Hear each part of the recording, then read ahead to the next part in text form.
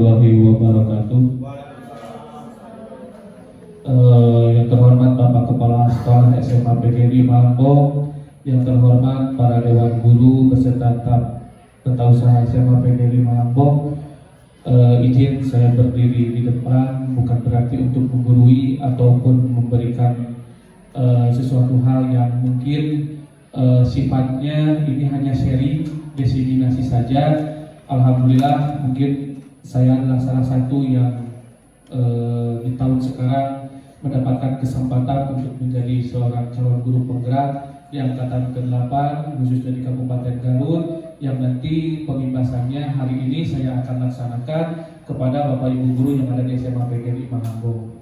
Sebelumnya mohon maaf mengganggu waktunya di jam pembelajaran hari ini, bahwasanya nanti pun kegiatan diseminasi ini bisa Bapak Ibu laksanakan di kelasnya masing-masing. Bisa dari dulu Bu Ima di halaman pertama ini tentang konsep inti apa saja nanti yang akan saya bicarakan tentang di modul 1 khususnya, karena alhamdulillah di 2 bulan pertama ini saya sudah membereskan 1 modul yang ini adalah pembahasan pertama terkhusus untuk Bapak Ibu guru. Nah, di pertemuan hari ini, di pembahasan hari ini ada konsep yang akan saya rancang. Kurang lebih ada 8 konsep materi yang sudah saya pelajari, yang sudah saya temui di 2 bulan terakhir. Konsep inti ini yang pertama adalah perubahan paradigma belajar. Nanti saya akan sharing kepada Bapak Ibu untuk bagaimana cara perubahan paradigma belajar yang baru untuk menghadapi peserta didik yang ada di sekolah. Kemudian yang kedua ada disiplin positif. Ini menjadi sebuah temuan terbaru dalam konsep pembelajaran yang disebut dengan disiplin positif. Kemudian yang ketiga ada nilai-nilai kebajikan. Ini adalah kelanjutan daripada disiplin positif itu sendiri, di mana nilai-nilai kebajikan ini akan lebih terarah dan terukur juga untuk membentuk karakter peserta didik yang ada di sekolah. Kemudian yang keempat juga nanti lanjutan dari nilai-nilai kebajikan, ada kebutuhan dasar. Nanti ada kebutuhan dasar manusia yang harus kita penuhi sebagai seorang pendidik di sekolah dan harus diterima dan didapatkan oleh peserta didik.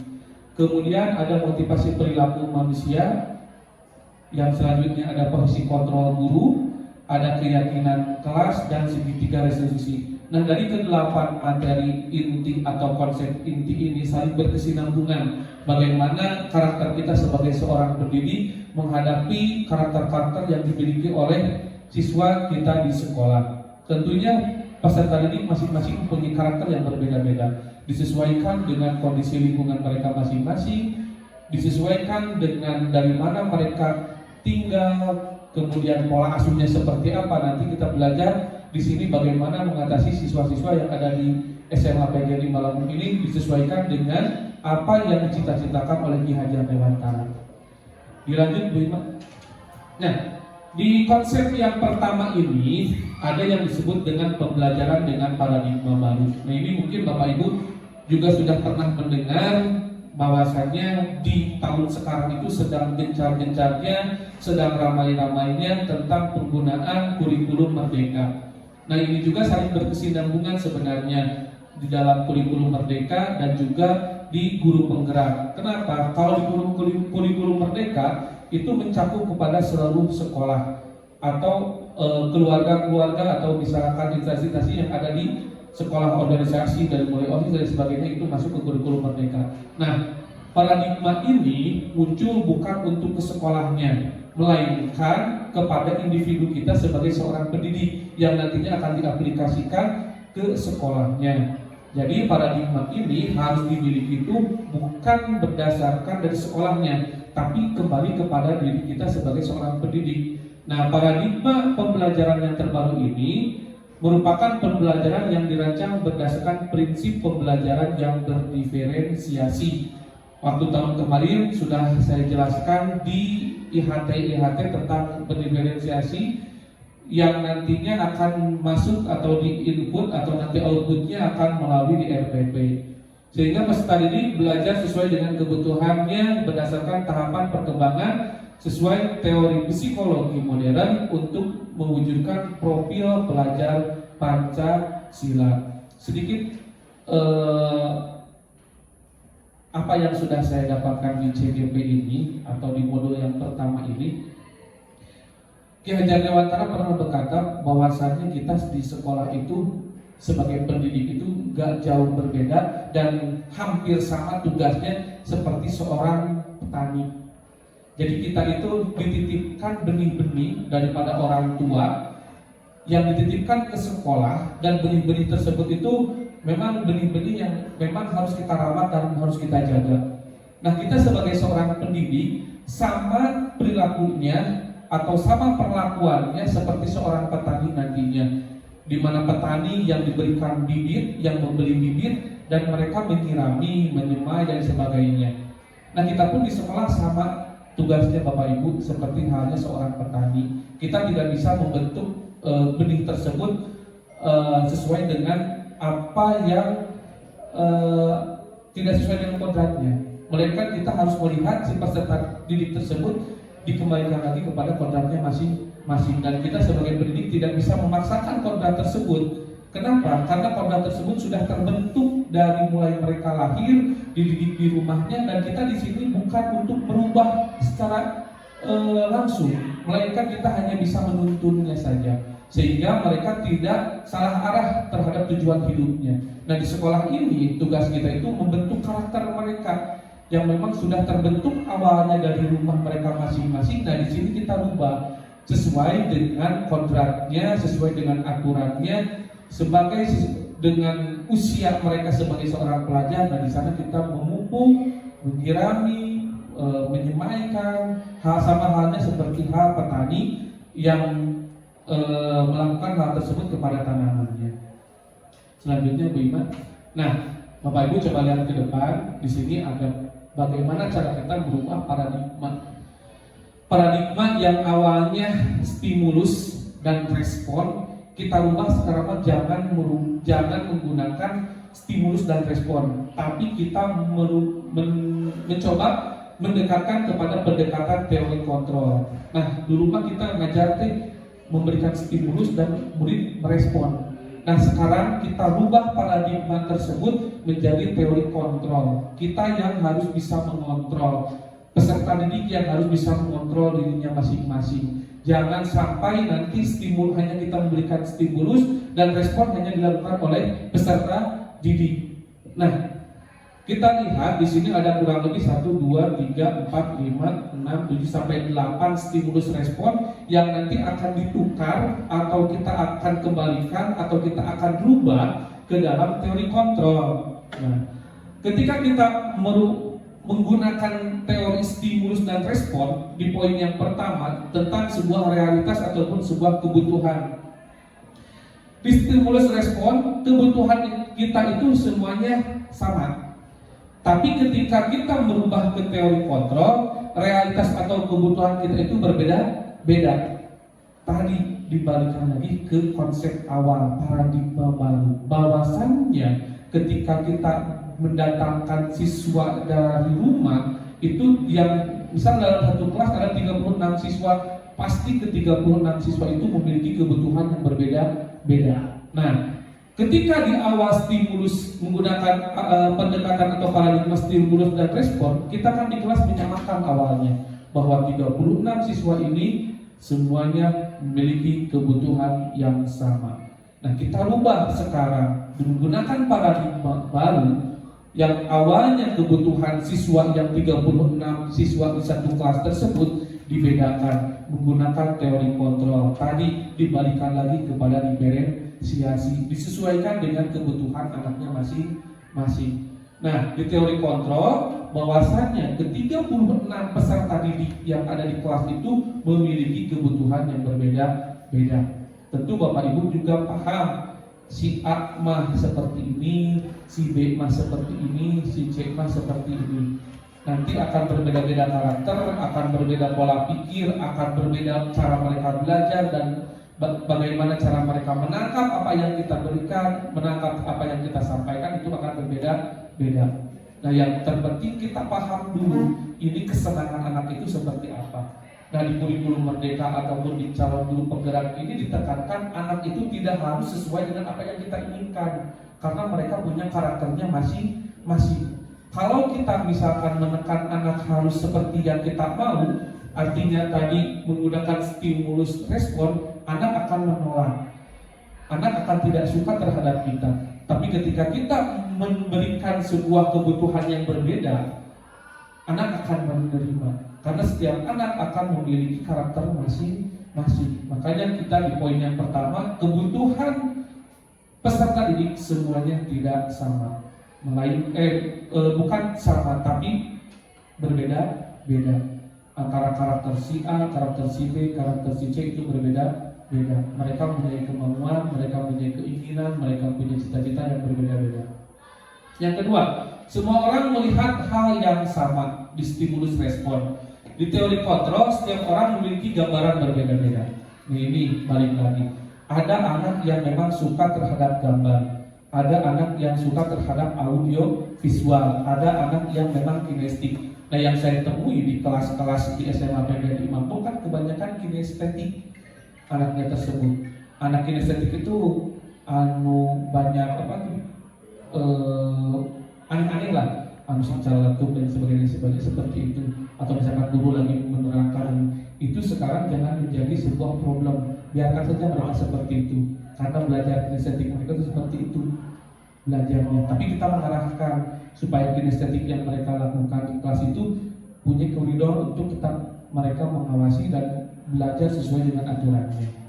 Kemudian yang ketiga, kita mencoba mengubah orang agar berpandangan sama dengan kita. Di teori kontrolnya, kita berusaha memahami pandangan orang lain tentang dunia.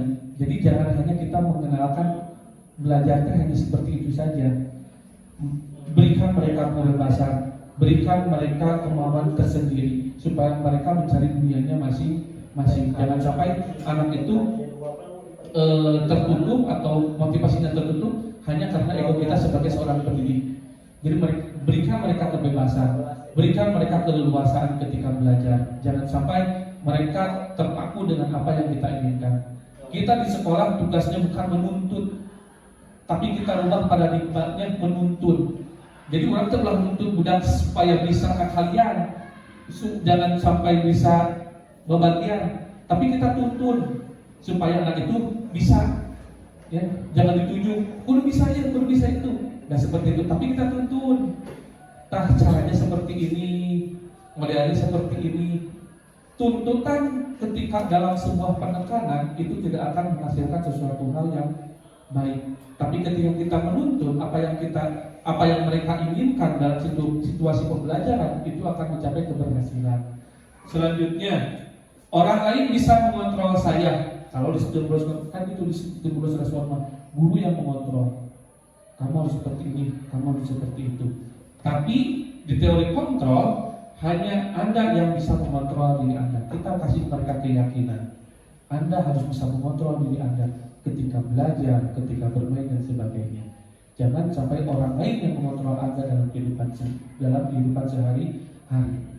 Karena tugas kita di sini hanya menuntun, arahkan saja mereka. Kontrol mereka itu ada di diri mereka, tapi kita tuntun supaya kontrol mereka itu tidak keluar dari koridor mereka sebagai seorang peserta didik. Kemudian pemaksaan ada pada saat bujukan gagal. Nah, di teori kontrol, berkolaborasi dan konsensus menciptakan pilihan-pilihan baru. Jangan memaksakan ketika anak memang sudah gagal. Kamu udah gagal, harus bisa. Tapi coba kita memberikan sebuah teori kontrol, berkolaborasi, cari teman sebayanya, cari teman dekatnya, supaya mereka tetap konsisten menciptakan pilihan-pilihan baru. Ketika mereka dekat dengan temannya, insya Allah apa yang menjadi bujukan yang awalnya gagal akan menjadi sebuah kesuksesan. Kemudian ada model berpikir menang atau kalah. Kalau di kelas dia si pintar, dia si bodoh. Jangan sampai sekarang kita menjadi si A itu orang yang pintar, si B orang yang bodoh. Dia orang yang paling pintar, dia orang yang paling bodoh. Tapi kita lihat model berpikir bahwa semua anak di sini itu adalah pintar. Mereka punya ciri khasnya masing-masing. Si A tidak bisa di matematika, belum tentu misalkan dia bisa di bahasa Indonesia. Dia pintar di bahasa Indonesia, belum tentu dia pintar di biologi, tapi mereka punya keunikannya masing-masing, mereka punya ciri khasnya masing-masing, mereka punya kodratnya masing-masing. Kita harus jaga, kita harus siram, kita harus tiap pagi itu menyambut mereka. Di dalam teori kontrol ini berikan mereka semuanya kebebasan, tapi kebebasan tersebut harus kita jalani dengan sebuah tuntunan sebagai seorang pendidik. Dilanjut. Nah, ini adalah disiplin positif. Disiplin berasal dari kata disiplina yang artinya belajar. Disiplin mengacu pada kedisiplinan diri yang memiliki tanggung jawab terhadap apa yang dilakukannya berdasarkan nilai-nilai yang diyakini. Ini secara garis besar pengertian dari yang namanya disiplin. Belajar untuk mengacu pada disiplin diri yang memiliki rasa tanggung jawab terhadap apa yang dilakukannya berdasarkan nilai-nilai yang diyakini. Nanti kita belajar bagaimana cara merubah sebuah aturan menjadi sebuah keyakinan. Nah, selanjutnya, disiplin positif merupakan salah satu cara penerapan disiplin yang bertujuan untuk menumbuhkan kesadaran serta memberdayakan peserta didik tanpa imbalan atau penghargaan, ancaman atau hukuman. Nah, disiplin positif ini gini Bapak Ibu, kan di sekolah teh ada aturan datang 7.15, pulang 12.30, itu aturan. Peserta didik ketika melaksanakan upacara harus menggunakan atribut yang lengkap. Peserta didik harus datang tepat waktu, itu namanya aturan. Disiplin. Tapi akan membentuk karakter siswa enggak? Belum tentu bisa. Kalau misalkan kita hanya menerapkan itu sebuah aturan. Nanti kita bedakan mana aturan, mana disebut tentang restitusinya. Nanti ada beda-beda, ada aturan, ada hukuman, ada restitusi. Nah, di disiplin positif ini khusus di sekolah harus diterapkan Bapak Ibu. Terkhusus untuk kita sebagai pendidik harus punya disiplin positif yang akan nanti kita lakukan di dalam kelas. Bukan berarti ini harus di sekolah. Maksudnya itu bukan lingkungan sekolah gitu, tapi lingkungan lingkup pribadi kita sendiri sebagai pendidik. Kita pun harus memiliki disiplin positif di sekolah, ya. Nah, sebagai pendidik, nah ini kesimpulannya, sebagai pendidik, tujuan kita adalah menciptakan peserta didik yang memiliki disiplin diri sehingga mereka berperilaku mengacu pada nilai-nilai kebajikan. Nah, nanti ada yang disebut nilai kebajikan universal dan memiliki motivasi intrinsik dalam perubahan perilaku ke arah yang lebih baik. Nah, di sini kita garis bawahi sebagai pendidik, kita sebagai guru, tujuan kita adalah menciptakan. Berarti kalau menciptakan, orang itu bakal memberikan sesuatu hal yang baru. Peserta didik yang memiliki disiplin diri sehingga mereka berperilaku mengacu pada nilai-nilai kebajikan yang universal. Dilanjut 5. Nah, ini yang disebut dengan nilai-nilai kebajikan. Nilai kebajikan itu adalah nilai yang disepakati. Ya, jadi ada kesepakatan. Kalau aturan kan tidak ada kesepakatan. Saya buat aturan dengan kesiswaan, dengan kepala sekolah, hari Senin sampai hari Sabtu kita masuk sekolah 7.15, guru pukul 7.10 atau guru pukul 7 sudah ada di sekolah. Itu kan aturan. Aturan itu kan hanya disampaikan satu arah saja yang membuat aturan. Tapi yang nanti akan menerima konsekuensinya itu nggak tahu bahwa itu aturan itu dibuat kapan, di mana, dan oleh siapa. Nah, itu bedanya aturan itu. Nah, di sini kita melihat sebuah nilai-nilai kebajikan, nilai yang sudah disepakati. Jadi Bapak Ibu nanti mah kalau di kelas kita punya kesepakatan dengan siswa, mau seperti apa jalannya belajar, mau seperti apa nanti proses pembelajaran di kelas masing-masing. Jadi punya dulu kesepakatan. Nah, kesepakatan itu berlaku untuk siapa? Untuk kita sebagai pendidik dan juga peserta didik sendiri. Jadi ada kesepakatan itu disepakati oleh kedua belah pihak yang nantinya akan terbentuk menjadi sebuah nilai-nilai kebajikan. Nah, contoh nilai kebajikan yang ada di institusi atau di organisasi. 1. Nilai kebajikan yang dimunculkan dari profil pelajar Pancasila. Beriman dan bertakwa kepada Tuhan Yang Maha Esa dan berakhlak mulia. Kemudian yang kedua, berkebinekaan global, gotong royong, mandiri, kreatif, dan bernalar kritis. Ini sesuai dengan apa yang dicipta-ciptakan oleh Ki Hajar Dewantara, yaitu menciptakan peserta didik yang memiliki profil pelajar Pancasila. Pertama, beriman dan bertakwa kepada Tuhan Yang Maha Esa. Tentunya ini berkaitan dengan akhlakul karimahnya, berkaitan dengan apa yang dilakukan antara jiwa pribadinya dengan agama, berjiwa dengan Tuhan, gitu kan, dan berakhlak mulia serta berkebinekaan gotong royong, mandiri, kreatif dan berkreatif. Nah, di sini ada dua lagi nilai kebajikan yang bisa kita lakukan di institusi atau organisasi. Di sekolah bisa dilakukan, bisa. Siapa nanti yang akan menyepakatinya? Bisa bapak kepala sekolah beserta guru. Nanti kalau misalkan nilai kebajikan ini nanti dilakukannya oleh siapa? Oleh sekolah atau nanti kita di kelas? Ada dua pilihan. Kalau misalkan kebajikan yang mau kita gunakan di sekolah, berarti nanti konsepnya antara yang disepakati oleh kepala sekolah dan peserta guru-guru. Itu nilai kebajikan yang nanti kita akan terapkan. Aturan bukan aturannya tidak melekat, tapi itu balik lagi kepada diri kita masing. Ada nggak nilai kebajikan dalam pribadi kita? Kalau misalkan dalam aturan itu sudah tersusun dari mulai poin 1 sampai ke 10, dari poin 1 sampai ke 100 itu sudah tersusun. Tapi nilai kebajikan ini tidak akan muncul di aturan, tapi itu akan melekat sesuai dengan kesepakatan. Ada dua konsep di sekolah, guru dengan kepala sekolah, khusus di organisasi. Kalau misalkan kita menggunakan di kelas, antara guru dengan peserta didik. Apakah harus wali kelas saja? Enggak. Ini bisa digunakan untuk guru mapel masing-masing. Atau nanti anak-anak punya beberapa nilai kebajikan, nggak apa-apa. Karena itu kita akan menumbuhkan karakter mereka itu di sana melalui disiplin positif. Karakter ini bukan hanya dibuat oleh wali kelas saja, melainkan semua guru wajib memiliki kontrak disiplin positif dengan anak. Kemudian di kebajikan yang kedua, Ibo Primary Years Program atau PYP. Di sini ada kata toleransi, ada kata rasa hormat, ada kata integritas, ada kata mandiri, ada kata menghargai, antusias, empati, keingintahuan, kreativitas, kerjasama, percaya diri. Nah, ini nilai-nilai kebajikan ini akan muncul sendirinya berdasarkan apa yang kita sepakati bersama. Baik kita sebagai pendidik dengan peserta didik, baik antara kepala sekolah dan juga guru-guru.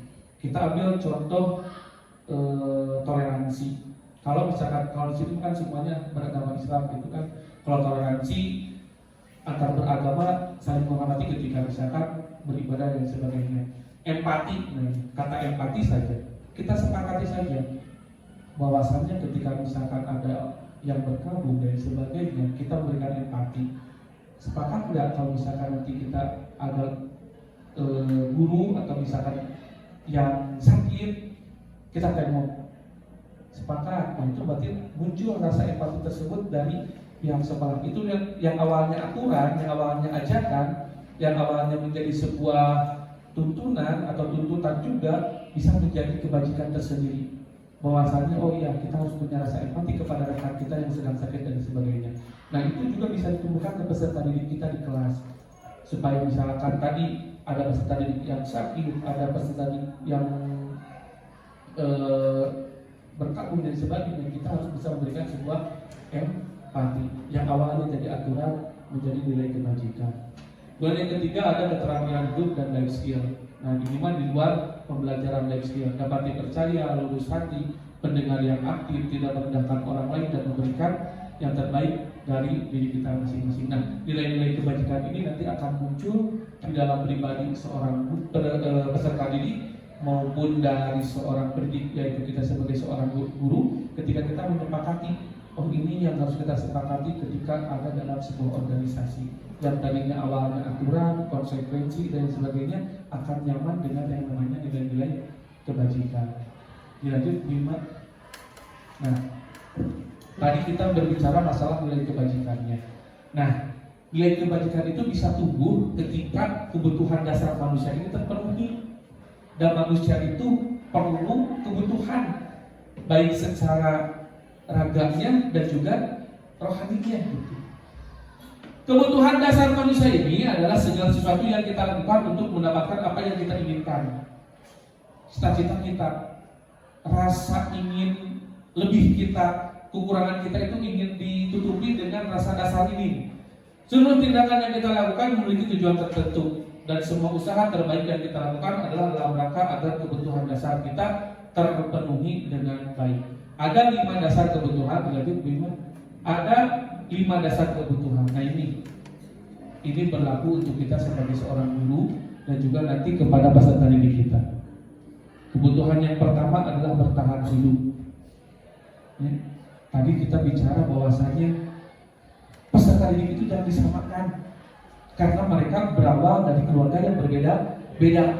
Nah, sistem bertahan hidup ini bakal muncul di peserta didik. Ada mungkin yang peserta didik makan 3 kali sehari, ada yang 2 kali sehari, atau misalkan ada yang mungkin hanya sehari 1 kali. Itu bisa terjadi. Kebutuhannya mungkin bertahan hidupnya itu di poin yang pertama, kebutuhannya itu nggak terpenuhi secara 100%. Kedua, pakaian. Tadi pas di pembinaan kepala sekolah memberitahu pakaian yang kelas ini teh ada lusuh, sebenarnya ada kelas 12 ada kucing. Mungkin ini kebutuhan dasar mereka dari ini, pakaian saja mereka seragam saja hanya punya 1 di pelantara selama 3 tahun misalkan seperti itu. Tempat tinggal, keamanan, kesehatan. Nah ini kebutuhan bertahan hidup peserta didik kita itu kan nggak sama semuanya. Kan ada kelas teh anu cenang teh mah gitu kan panyawana, anu visual teh mah kan bertahan hidup cara mereka nanti berbeda-beda. Tidak akan kita samakan. Anu ieu mah cenang teh cager 2 minggu dari obatannya ku obatmu yang bagus. Yang ini mah cenang yang sembuhnya beberapa bulan, berapa tahun, anu jadi deui. Nah itu karena mungkin ini kebutuhan dasar mereka tidak terpenuhi. Dari mana? Dari kesehatannya. Itu jadi tanggung jawab siapa? Ya kalau di sekolah memberikan ulang diperhatikan. Oh kebutuhan dasar mereka itu. Jadi ulang dikit-kit ada di kelas 12 IPS kan seperti ada musimnya, ada fase-fase atau bulan-bulan tertentu ketika penyakitnya jadi itu kan berapa hari, berapa minggu lah sekolah. Nah kebutuhan dasarnya itu tidak terpenuhi dari kesehatannya. Sebentar cenang sembuh lagi, sebentar cenang sembuh lagi, dan sekolah. Nah tadi kebutuhan untuk bertahan hidup aja mereka itu seperti itu. Nah kita harus paham dulu. Jadi jangan becak si iya mah. Kedua si ini mah jarang sekolah, si ini mah. Nah, kita lihat dulu ke sini pola bertahan hidupnya itu sudah sesuai tidak? Kalau misalkan gak terpenuhi bertahan hidupnya, boro-boro mau kita ke sekolah sih peserta didik kita untuk bertahan hidup aja mereka sulit. Kedua, rasa kasih sayang dan rasa diterima. Nah ini rasa kasih sayang mereka itu di rumah itu berbeda-beda Bapak Ibu. Ada yang mungkin mohon maaf di rumah ngobrol mungkin sifat ke sekolahnya akan berbeda. Atau di rumahnya kurang kasih sayang, kurang perhatian dari orang tua akan berbeda. Sama halnya misalkan antara yang ini memberokatmu, yang ini tidak memberokatmu, yang ini mah kasih sayangnya full dari orang tua, yang ini mah kasih sayangnya kurang dari orang tua, itu kebutuhan dasar mereka akan berbeda-beda. Dan cara mereka menangkap apa yang kita sampaikan pun akan berbeda-beda karena kebutuhan dasar kasih sayangnya itu yang kurang. Makanya kita di sekolah samakan mereka.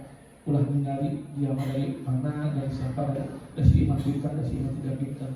Kita kasih mereka kasih sayang, kita kasih mereka rasa diterima. Ada bodas, ada jide, ada kurang kali bau, terima. Berikan mereka kasih sayang. Penguasaan harga diri, keinginan untuk dianggap, mampu memimpin, berprestasi, diakui dan diterima. Dan kita kasih di poin yang ketiga kebutuhan mereka harga diri. Stop bullying dari sekarang. Ya, masih terlihat mungkin di lingkungan kita di sekolah gitu. Kalau misalkan masih ada yang saling membuli, tolong kasih mereka penguasaan. Mereka itu punya harga diri, mereka punya martabat sendiri. Keinginan untuk dianggap bahwa mereka akan berproses menjadi seorang pemimpin itu di sini. Kalau ada yang berprestasi, tolong mereka diberikan tribut. Lulus bahasa Sunda nilainya 100. Kalau benar saya tahu karakternya, kasih monitor. Kalau guru gitu kan, saya jasa dia dikasih DNA dan sebagainya. Nah itu kan sebuah ini nih, diakui, ya, diakui, ya, dia kamu itu berprestasi, kamu itu bisa untuk memacu rasa, oh iya saya ini dapat penguasaan, saya ini dapat pengakuan dari guru bahwa saya itu berprestasi. Nah di poin yang ketiga, ini harus terpenuhi rasa-rasa. Anu bisa apa kemana? Tetap kasih mereka motivasi supaya mereka dapat pengakuan bahwa mereka pun yang misalkan nilainya kurang dapat diakui di sini.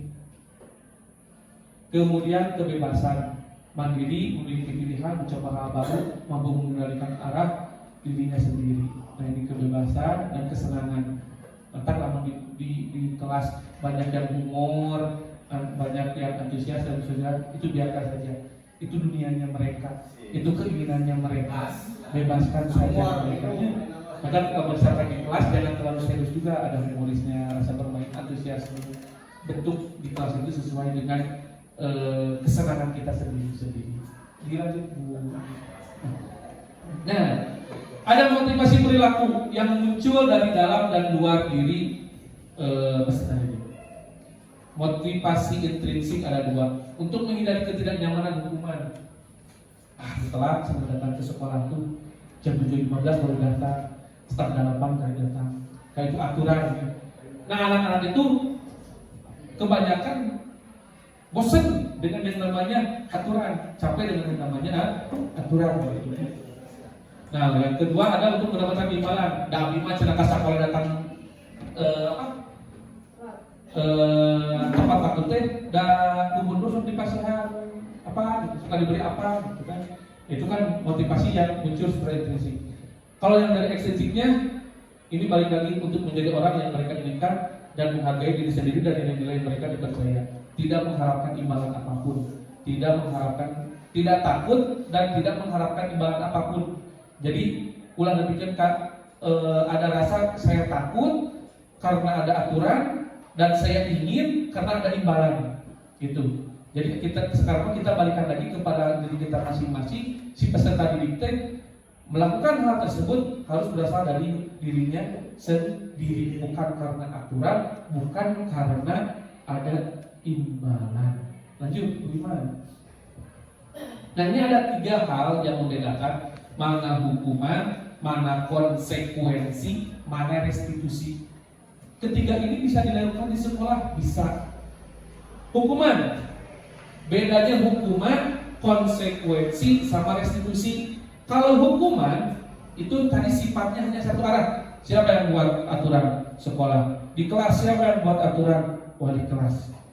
Tanpa disepakati mereka membuat sebuah aturan yang tidak terencana dan secara tiba-tiba. Kemudian murid tidak tahu apa yang terjadi. Kemudian bersifat satu arah karena yang membuatnya tadi hanya kita saja yang tahu. Kemudian hukuman bisa berupa fisik ataupun psikis. Kan udah tahu ya bapaknya telat sedikit, usia WC, telat ini, hormat ke bendera gitu kan. Itu namanya hukuman. Nah konsekuensi, yang kedua konsekuensi itu terencana atau disepakati aturannya. Yang kedua murid tetap dibuat tidak nyaman karena ada konsekuensi. Ketika kamu datang terlambat atau ketika kamu tidak memakai atribut, kamu harus beri atribut sekarang juga. Itu kan konsekuensi. Nah sikap guru juga harus memonitor yang namanya murid. Nah yang ketiga ini yang paling nyaman namanya restitusi. Nah restitusi lebih nyaman. Proses ini menciptakan kondisi bagi murid untuk memperbaiki kesalahannya. Jadi imam ngobrolnya dari hati ke hati gitu. Enggak langsung menjudge bahwa dia itu si tukang kaburangan, dia itu yang suka bolos dan sebagainya. Nah proses ini kolaboratif yang mengajarkan murid untuk mencari solusi sendiri. Nah solusinya seperti apa supaya kamu tidak kesiangan? Nah solusinya apa ketika kamu misalkan tidak atributnya harus lengkap, dikembalikan lagi kepada muridnya masing-masing. Jadi bukan kita yang menjudge, tapi kita itu membuat supaya si anak itu sadar bahwa apa yang dilakukan itu salah, melainkan nantinya dia itu sadar, oh ya saya itu salah, harusnya saya itu seperti ini. Lanjut Bu Ima. Nah, guru kita di sekolah mempunyai 5 posisi sebagai kontrol.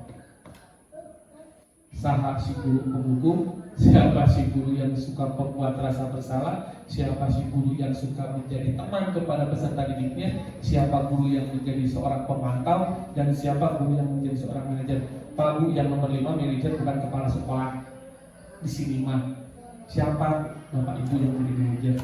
Manajer siapa? Yaitu manajer peserta didik.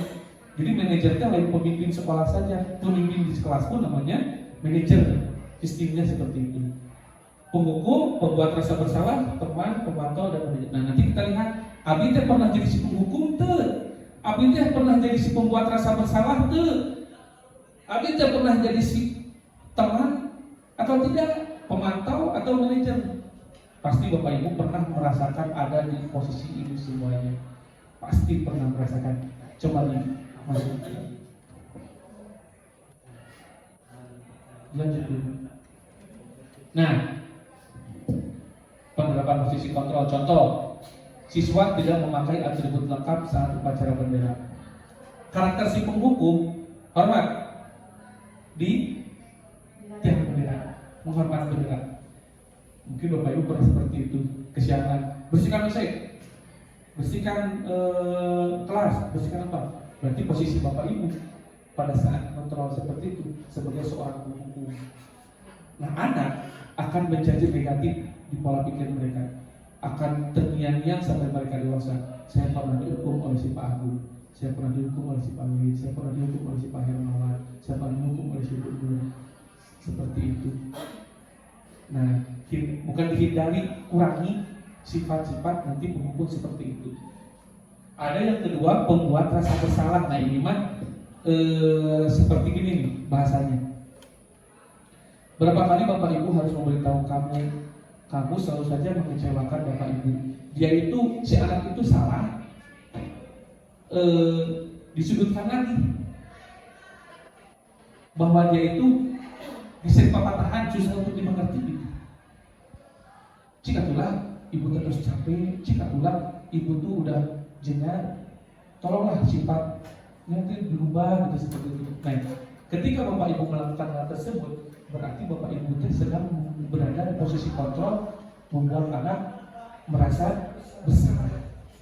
Nanti juga ini harus ada dikurangi. Nah, yang ketiga itu ada naik posisi kontrol sebagai seorang teman. Nah, memang mungkin karena kedekatan, karena nggak semua siswa bisa diposisikan oleh Bapak Ibu sebagai seorang teman. Nah, bahasanya pun kan bahasa yang teman gitu. Ayo dong, kamu ikutan aturan sekolah, tolong bantu Bapak Ibu sekali ini saja. Ya udah, ini yang terakhir ya, jangan ulangi lagi. Nah, ini posisi kontrol yang memang udah agak tinggi, maksudnya agak mendekati lah konsekuensi hati-hati nanti gitu. Posisi teman. Kemudian keempat, nah ini pemantau. Yang lima, kasusnya tuh dia tuh nggak tahu apa-apa, tapi dia menjudge gitu, pemantau. Kamu sudah melanggar peraturan sekolah, kamu tahu konsekuensinya. Setelah upacara, kamu beli atribut ke sekolah. Dia itu nggak tahu apa-apa, tapi dia itu hanya posisinya itu melihat saja. Tapi dia menjudge bahwa dia itu memang benar salah, tapi posisinya hanya sebagai pemantau, bukan seseorang yang langsung masuk ke dalam objek permasalahannya. Nah, di sini posisi manajer. Nah, posisi manajemen lebih enak kalau misalkan nanti mengatasi sifat peserta didik itu. Apakah kamu tahu kesalahanmu? Jadi ditanya dulu, apa sih kesalahan kamu itu supaya sehingga kamu bisa terlambat, kamu tidak menggunakan atribut di kegiatan upacara, tidak memakai atribut. Ditanya dulu kesalahannya apa, kemudian kira-kira apa sih yang akan bisa memperbaiki pribadi kamu. Jadi saya harapkan insya Allah kalau misalkan posisi manajer ini akan lebih sadar dan peka terhadap apa yang dia lakukan, meskipun itu misalkan sebuah kesalahan. Jadi ditanyanya pelan-pelan dari segi ini dulu, apa sih yang menyebabkan, apa sih yang bisa membuat kamu berubah seperti ini. Dilanjut begitu. Nah, posisi kontrol apakah aku saat ini? Saya kecewa sekali dengan kamu. Ini udah pastikan bahwa seorang yang kecewa itu bisa menjadi karena ada faktor kedekatannya. Saya kecewa sekali dengan kamu. Posisi kontrol apa kira-kira waktu itu kalau misalkan seperti sebagai pengurus? membuat rasa bersalah. Lanjut 5. Kamu tidak pernah benar melaksanakannya. Begini menjudge. Kamu tidak pernah benar melaksanakannya. Nanti itu sebagai lanjut. Posisi kotor. Apa rencanamu dalam menyelesaikan masalah ini? Jadi sebagai seorang manajer ditanya solusinya apa sih supaya kamu tidak datang terlambat? Solusinya apa sih supaya kamu itu menggunakan atribut yang lengkap? Lanjut 5. Ayolah lakukan demi Bapak Ibu ya. Teman, itu kan kedekatan ini ada. Lanjut.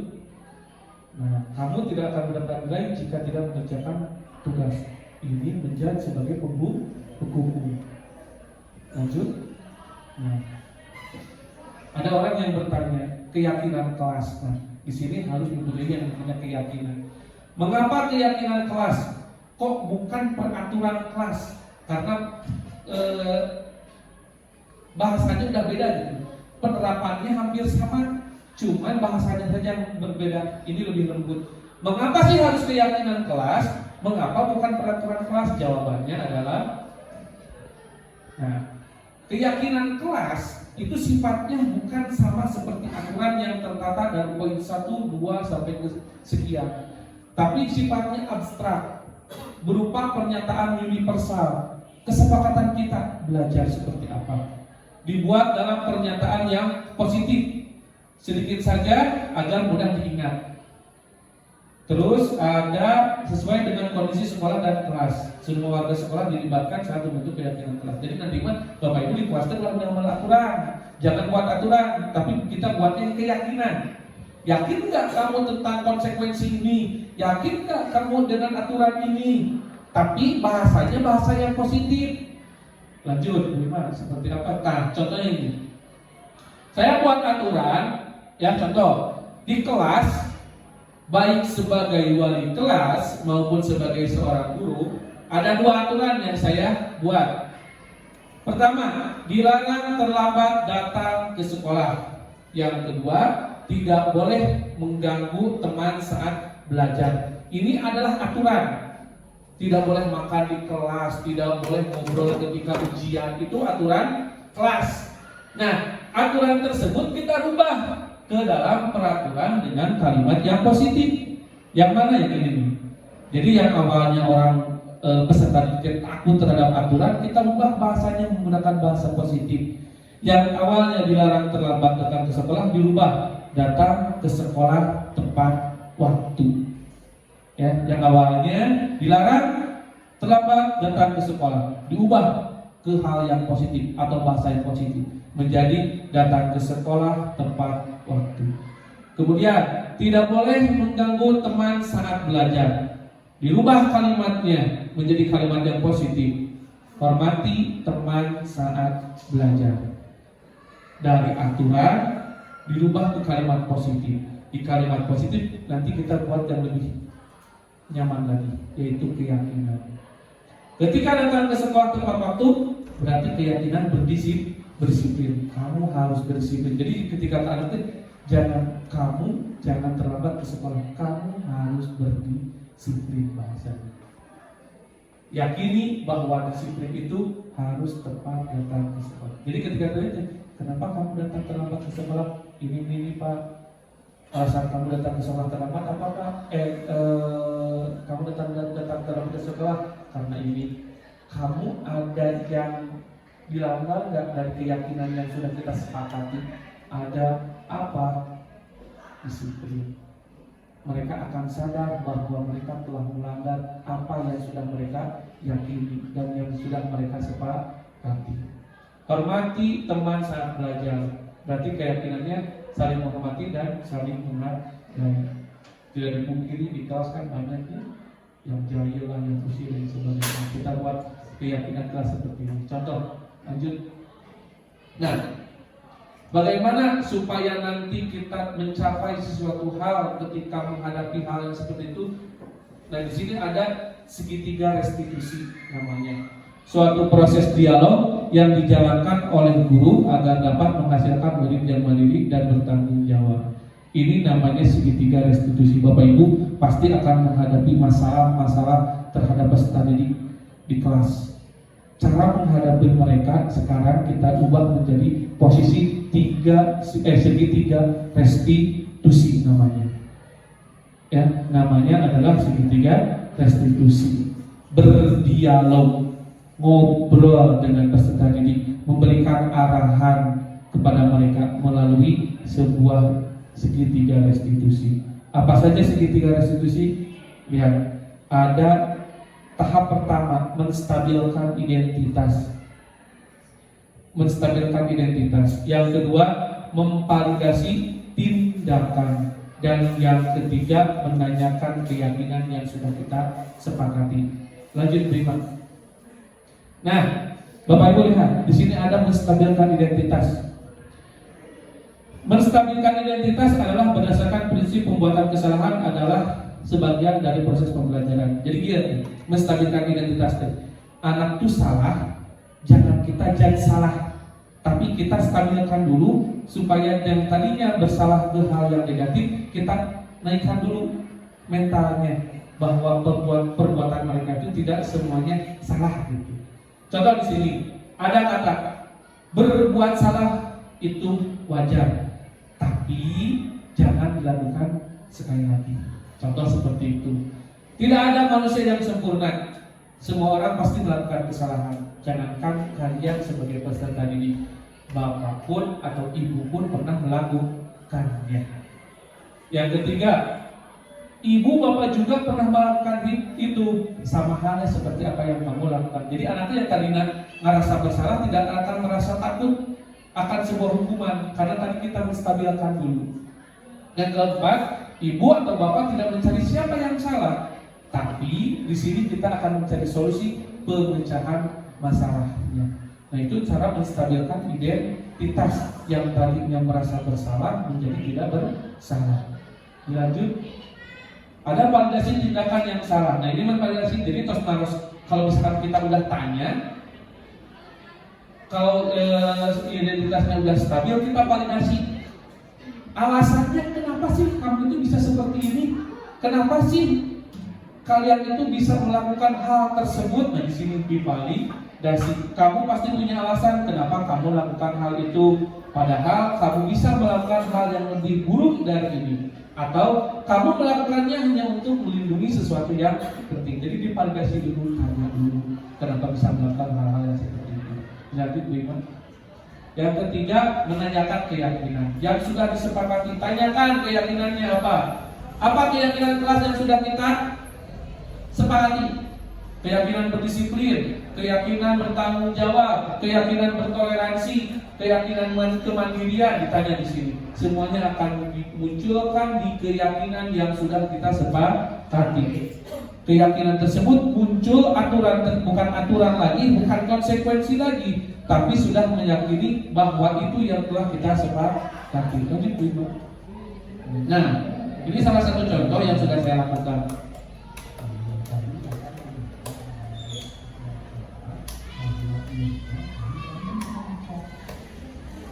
Ini contoh kasus ketika ada si temannya yang menyontek kalau nggak salah.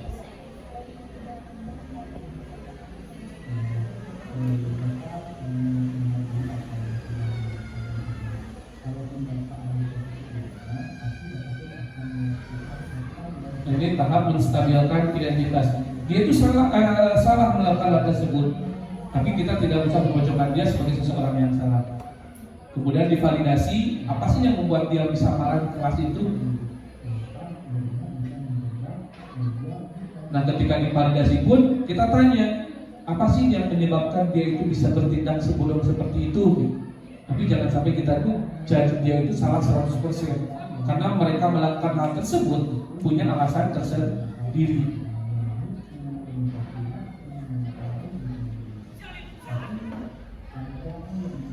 Nah, di sini menanyakan yang namanya keyakinan kelas apa yang sudah dilanggarnya. Oh iya, keyakinan saling menghormati dan saling menghargai. Nah, konsekuensi tersebut nantinya akan diaplikasikan ke dalam yang namanya budaya positif tadi. Ketika mereka sudah meyakini apa yang sudah disepakati, akan muncul validasi dan juga menanyakan keyakinan, adanya keyakinan.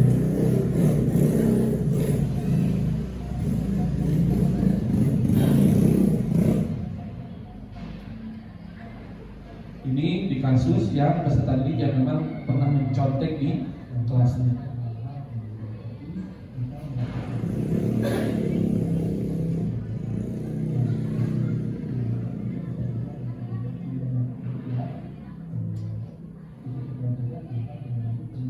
Dan anak pun akan menyadari bahwa kesalahan tersebut memang salah.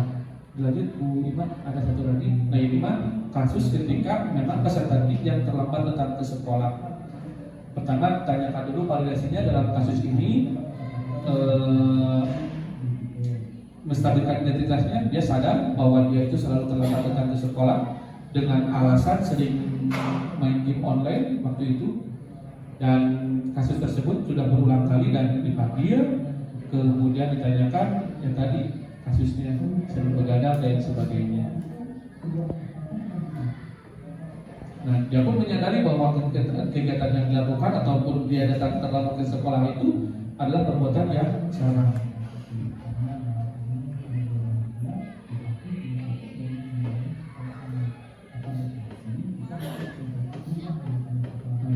Coba merubah karakter mereka ya. Nah ini pada dari tindakan apa sih yang dia salah tuh, dia sadar dia salah karena sering datang terlambat, karena apa main game online dan sebagainya.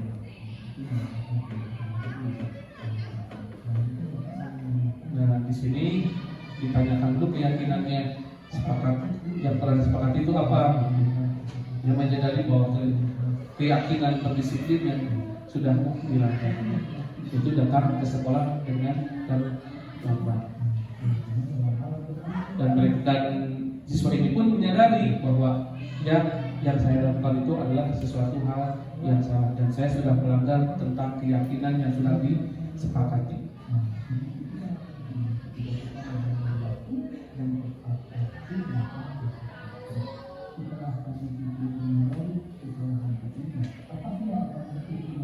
Nah, apa sih yang akan mereka lakukan atau apa sih yang akan dia lakukan setelah kejadian ini? Dan dia berkata bahwa saya akan berubah yang awalnya sering main game dan tidak akan terlalu larut malam untuk menggunakan gadgetnya. Kemudian tidak akan datang mungkin terlambat ke sekolah.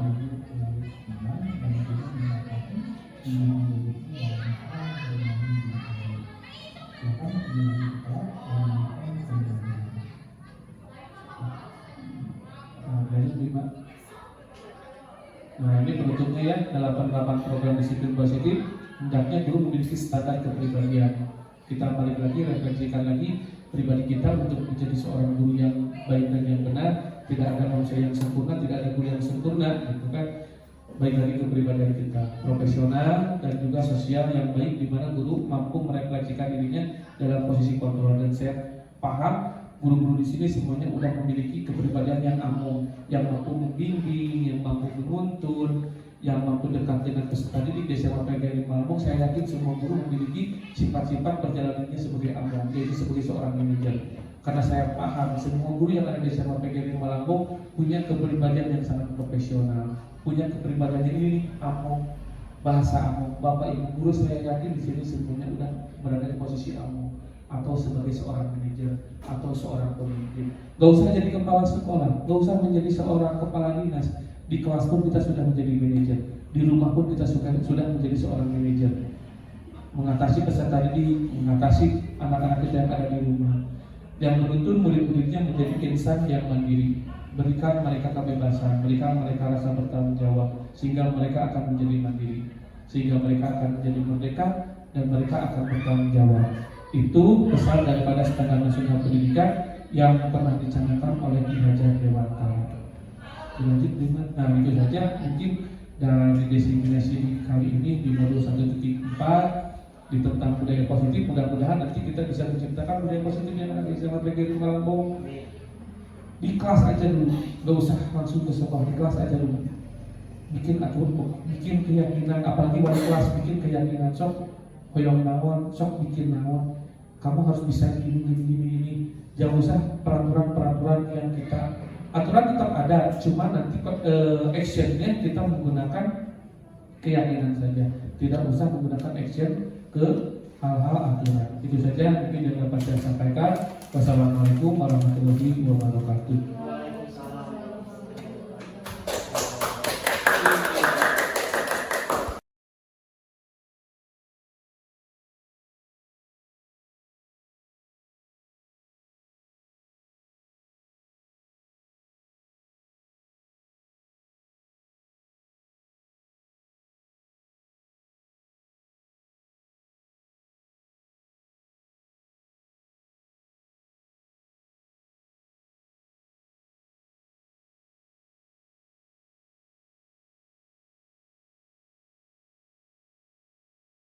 Irma, tahu nggak kenapa Irma dipanggil ke ruangan ini? Iya Pak, kenapa? Iya, tadi Bapak mendengar dari ketua kelas bahwa Irma tadi berantem dengan Dika. Iya Pak, saya tadi kesal kepada Dika karena Dika terus-menerus mencontek hasil pekerjaan saya, baik pekerjaan rumah maupun pekerjaan sekolah. Iya, Bapak sangat menghargai apa yang sudah dilakukan oleh Irma. Kalaupun Bapak ada di posisi Irma, pasti Bapak pun akan melakukan apa yang sudah Irma lakukan hari ini. Nah, yang ingin Bapak tanyakan, kenapa Irma bisa marah-marah terhadap Dika? Saya marah-marah Pak dan tanpa sadar saya mengobrak mejanya Pak. Iya, pasti ada alasan tersendiri kenapa Irma bisa menggebrak meja Dika. Iyalah Pak, saya sudah capek-capek mengerjakan soal dan Dika hanya mencontek tanpa mengerjakan sendiri. Iya, Bapak pun sangat menghargai apa tindakan apa yang sudah Irma lakukan. Itu pun tidak sampai keluar mata seperti halnya memukul, mencaci maki, mengata-ngatai dan sebagainya. Tapi ada hal yang ingin Bapak tanyakan. Apakah Irma sadar telah melanggar keyakinan kelas? Iya Pak, sadar. Irma yakin dengan keyakinan kelas yang sudah kita sepakati. Iya, tapi Keyakinan kelas apa yang sudah Irma langgar pada kejadian tadi? saling menghormati antar teman. Nah, saling menghormati antar teman. Nah, setelah kejadian ini, apa sih yang akan dilakukan oleh Irma? Saya harus lebih bersabar dan menahan amarah, dan ketika ada teman yang mencontek, saya akan melaporkan kepada guru mata pelajar maupun wali kelas. Nah, sangat tepat sekali. Ketika ada masalah di kelas, jangan melakukan hal-hal sendiri, tapi bisa melaporkan dulu kepada guru mata pelajaran ataupun kepada wali kelas. Nah, setelah kejadian ini, mudah-mudahan kita bisa belajar dari kejadian tersebut ya. Cukup sekian saja, silakan kembali lagi ke kelasnya. Assalamualaikum warahmatullahi wabarakatuh. Saya Irma dari kelas 11 IPS 2. Saya senang diajak diskusi oleh Bapak Guru untuk dapat mengendalikan diri dari amarah dan perilaku teman sekelas. Saya harus banyak bersabar dan menghormati teman-teman.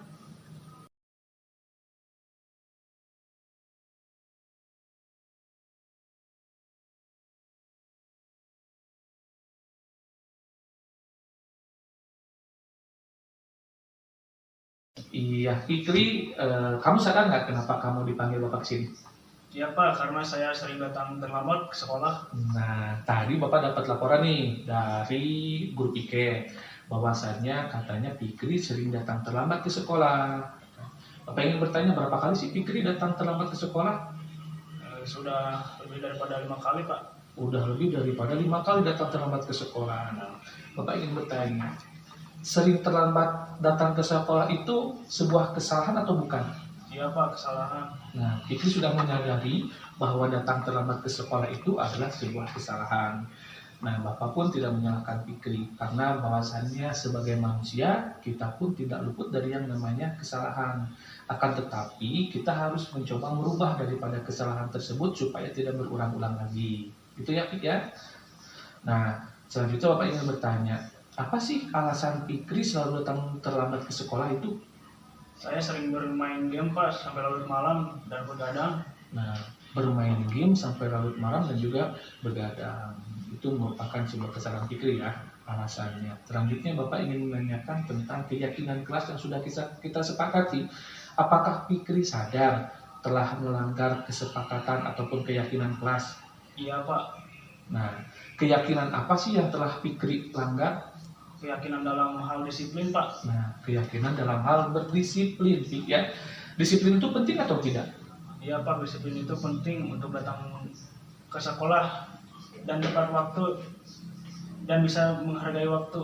Nah, disiplin itu sangat penting ketika kita menghargai waktu dan tepat waktu datang ke sekolah. Nah, setelah tadi Fikri menyadari kesalahan Fikri, nah apa sih yang akan Fikri lakukan supaya tidak terlambat lagi datang ke sekolah? Saya akan tidur lebih cepat agar tidak terlambat lagi datang ke sekolah, Pak. Nah, tidur harus lebih cepat dan mengurangi main gamenya ya Fikri ya. Nanti Bapak akan berkoordinasi dengan orang tua Fikri supaya mengingatkan Fikri supaya tidak tidur terlalu malam dan juga membatasi penggunaan gadgetnya dalam hal bermain game online. Silakan kembali lagi ke kelas dan melanjutkan pembelajarannya. Assalamualaikum warahmatullahi wabarakatuh. Perkenalkan, nama saya Fikri Robi Ramadhani dari kelas 11 IPS 1. Terima kasih Pak Guru, senang sekali saya diajak diskusi untuk menemukan solusi atas kesalahan yang saya lakukan. Saya tidak akan bergadang lagi dan tidak akan terlambat datang ke sekolah. Terima kasih. Wassalamualaikum warahmatullahi wabarakatuh.